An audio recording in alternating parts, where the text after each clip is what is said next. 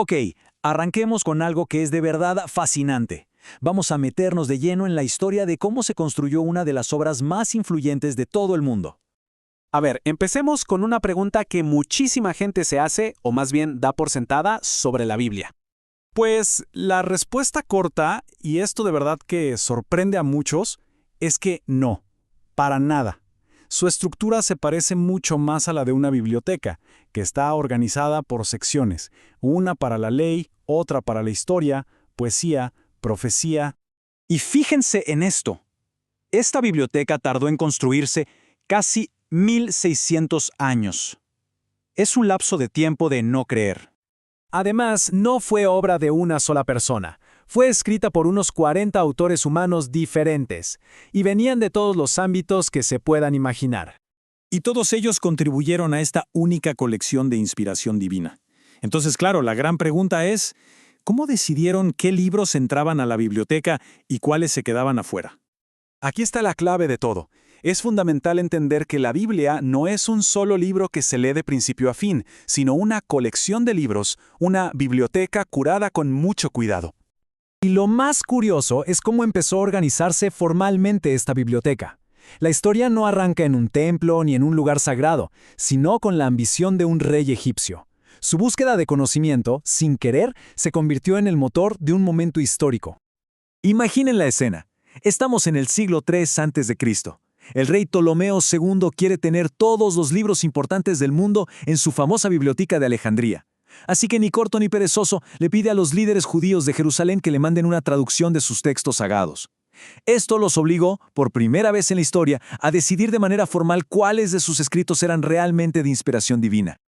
Y este proyecto del rey llevó a la creación de algo fundamental, un conjunto de criterios formales, algo así como una vara para medir lo divino. A este conjunto de criterios se le conoce como el canon. La palabra viene del griego y significa, literalmente, vara de medir.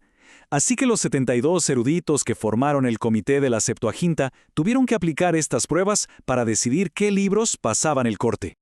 Y el proceso fue increíblemente riguroso, no fue nada al azar. El comité usó 5 pruebas clave para medir la autoridad divina de cada libro. Se preguntaban cosas como, ¿el texto mismo dice venir de Dios? ¿Lo escribió un profeta reconocido? ¿Este texto tiene el poder de transformar espiritualmente a quien lo lee? ¿Es auténtico, completo, sin contradicciones?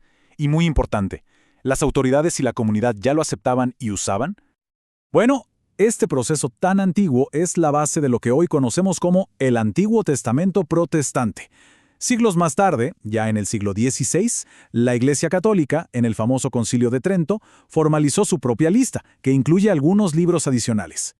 Pero la historia de la biblioteca no se trata solo de la colección, de qué libros entraron. También se trata de los autores. Vamos a hacerle un acercamiento a uno de ellos para ver cómo su propia historia, su trasfondo, moldeó el texto que escribió. Pensemos, por ejemplo, en Mateo. Su trabajo para el Imperio Romano no era simplemente cobrar impuestos. Él era, en esencia, un auditor. Un hombre de números, de registros exactos, de cuentas claras. Y esto es genial porque se nota muchísimo cómo sus habilidades profesionales se reflejan directamente en su evangelio.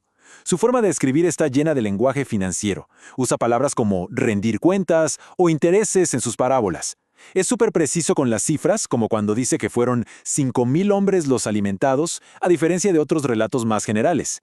Y hasta organiza la genealogía de Jesús en 3 series perfectas de 14 generaciones. Es la mente de un contador, clarísimo. Entonces, el punto crucial de todo esto es que ver estas huellas humanas no le resta nada de divino al texto. De hecho, es todo lo contrario, revela un principio teológico fundamental. Y este es el principio de la inspiración. La idea es que Dios no borró las personalidades de los autores, sino que usó sus habilidades únicas, sus estilos, sus experiencias y hasta sus profesiones para registrar el mensaje divino. El apóstol Pedro lo explica de forma perfecta, destacando esta especie de colaboración entre lo divino y el autor humano. Él dice, porque nunca la profecía fue traída por voluntad humana, sino que los santos hombres de Dios hablaron siendo inspirados por el Espíritu Santo. Al comprender todo este proceso, desde la ambición de un rey que da forma al canon, hasta la precisión de un recaudador de impuestos que moldea un evangelio, nos damos cuenta de algo. La estructura de la Biblia no es accidental, es un diseño con una clara intención. Así que, para cerrar, queda una pregunta para reflexionar. ¿Es esta biblioteca simplemente un producto de la historia humana, con todos sus giros y vueltas, o es la propia historia la que nos sirve de evidencia de un diseño divino?